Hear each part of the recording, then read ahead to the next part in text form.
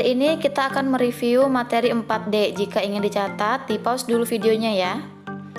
Yang pertama kita bahas tentang PKN. Kita akan pelajari makna sila pertama, kedua, dan ketiga. Berikut contoh pengamalannya dan juga mengaitkan sifat tokoh dalam cerita dengan sila pertama, kedua, dan juga ketiga. Makna sila pertama, kedua, dan ketiga bisa kalian baca dulu ya, dan juga bisa kalian catat di buku tulis.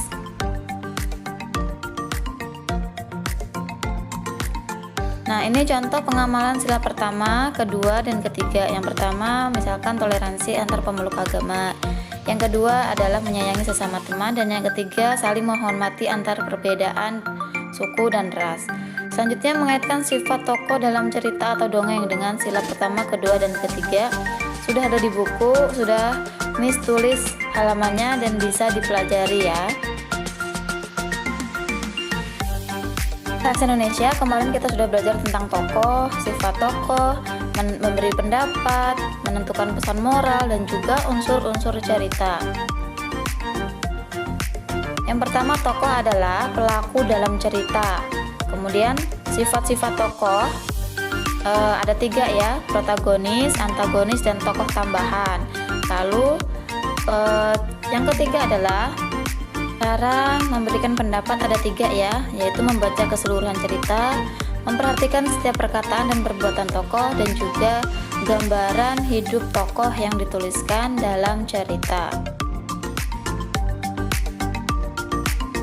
Selanjutnya menentukan pesan moral dalam cerita. Pesan moral dapat diketahui dari perilaku tokoh dalam menghadapi suatu peristiwa. Pesan moral tersebut diharapkan dapat diterapkan dalam kehidupan sehari-hari bagi pembacanya. Unsur-unsur cerita ada 5 ya, tokoh, watak, tempat, awal dan akhir cerita, dan yang terakhir adalah pesan moral. Yang selanjutnya adalah IPA. Kita sudah belajar tentang contoh kegiatan menjaga kelestarian sumber daya alam, dampak pemanfaatan teknologi terhadap kelestarian sumber daya alam, dampak pemanfaatan sumber daya alam yang tidak terkendali, dan juga pemanfaatan barang bekas sebagai usaha pelestarian sumber daya alam. Banyak sekali sumber daya alam yang ada di sekitar kita. Kita harus menjaga sumber daya alam tersebut agar dapat terus dimanfaatkan.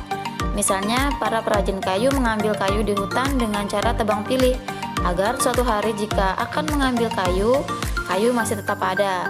Jangan sampai kita menebang kayu secara besar-besaran yang justru mengakibatkan hutan gundul dan tidak dapat dimanfaatkan kembali. Yang kedua, dampak pemanfaatan teknologi terhadap kelestarian sumber daya alam. Dampaknya akan bagus jika teknologi tersebut digunakan dengan benar. Contohnya, sekarang adanya kapal nelayan yang sudah terpasang GPS untuk mengetahui keberadaan ikan. Nah, ini sangat bermanfaat sekali ya bagi nelayan.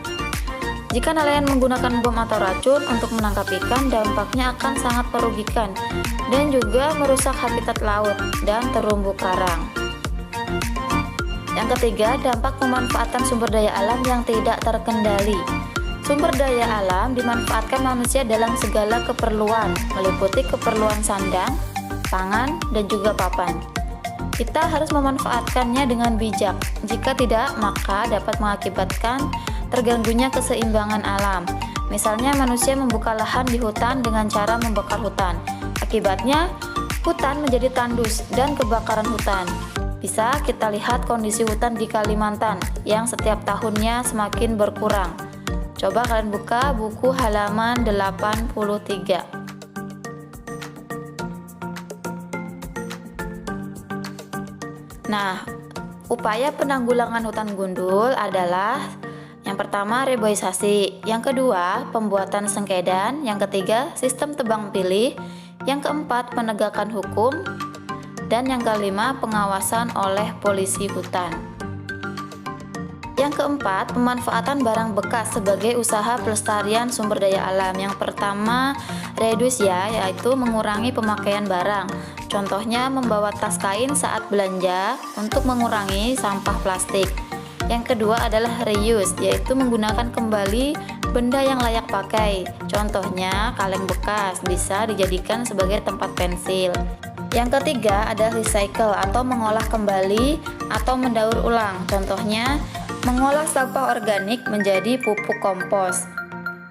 Terakhir adalah replace atau memakai barang alternatif yang lebih ramah lingkungan. Contohnya menggunakan sapu tangan sebagai pengganti tisu. Yang terakhir adalah IPS. IPS kita kemarin sudah belajar tentang jenis-jenis pekerjaan sesuai keadaan alam, skema kegiatan ekonomi, dan juga jenis-jenis pekerjaan dalam kegiatan ekonomi. Yang pertama, jenis-jenis pekerjaan sesuai keadaan alam.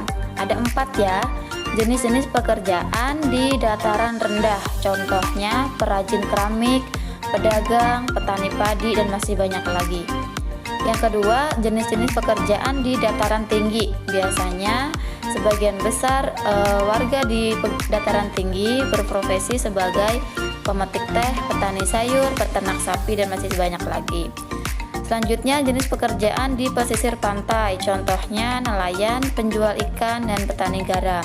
Yang terakhir, pekerjaan yang ada di perkotaan. Contohnya dokter, juru masak, pegawai pabrik, pegawai kantoran, dan juga pekerja bangunan. Yang selanjutnya adalah skema kegiatan ekonomi. Di sini ada produksi, distribusi, dan konsumsi. Apa sih bedanya? Kalau produksi yaitu kegiatan menghasilkan barang. Produksi dilakukan oleh produsen. Orang yang membuat barang tersebut disebut produsen. Contohnya pabrik, rumah makan, dan petani. Yang selanjutnya adalah distribusi. Distribusi ini kegiatan menyalurkan barang dari hasil yang sudah diproduksi. Nah, orangnya distribusi ini dilakukan oleh distributor. Contohnya pedagang eceran. Pedagang eceran ini kan mengambil barang dari produksi atau produsen dan akan menyalurkan kembali ke orang pembeli atau konsumen. Yang selanjutnya adalah konsumsi. Konsumsi adalah kegiatan menggunakan dan menghabiskan barang dan tidak dijual lagi ya, langsung habis. Disebut konsumen pelakunya. Contohnya ya pembeli, seperti kita membeli barang yang kita makan sendiri atau kita gunakan sendiri untuk kebutuhan sehari-hari. Yang terakhir adalah jenis-jenis pekerjaan dalam kegiatan ekonomi, terbagi menjadi 2. Yang pertama, jenis-jenis usaha perekonomian masyarakat, terbagi lagi menjadi 2 ya. Yang pertama, usaha yang menghasilkan jasa. Contohnya guru, dokter, polisi, sopir, dan masih banyak lagi. Yang kedua adalah usaha yang menghasilkan barang. Jadi ada bentuk barangnya ya. Misalkan pedagang, mereka menjual dagangannya, petani yang menghasilkan padi, dan juga perajin. Contohnya perajin kayu, perajin keramik, dan lain sebagainya. Yang kedua adalah pengelolaan usaha, terbagi juga menjadi 2. Yang pertama, usaha yang dikelola perseorangan. Contohnya pertanian, pedagang, dan juga klinik. Yang kedua yaitu usaha yang dikelola kelompok. Contohnya koperasi, PT, BUMN, dan juga masih banyak lagi contoh yang lain. Nah, materi tadi bisa kalian catat juga di buku tulis dan kalian pahami materi yang ada di buku tematik 4D tentang berbagai pekerjaan. Sekian dari Miss. Wassalamualaikum warahmatullahi wabarakatuh.